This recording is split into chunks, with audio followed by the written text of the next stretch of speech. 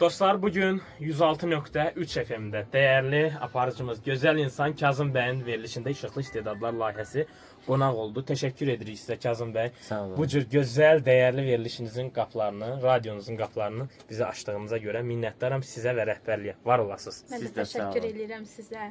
Bu Çox gözəl sağ olun. münasibətə görə, ünsiyyətə görə. Siz de sağ olun. Sizi tanımama çok şadam. Çox sağ olun. Çok istedadlı ve geleceği olan gençlerimizsiniz. Yolunuz açık olsun.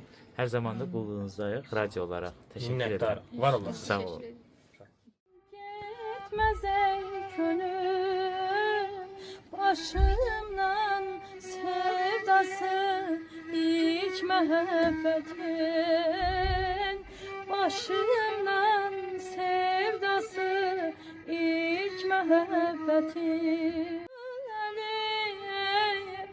əlimə dəyməmiş cananın əli döyüb is more than just a game for two. Love is all that I can give.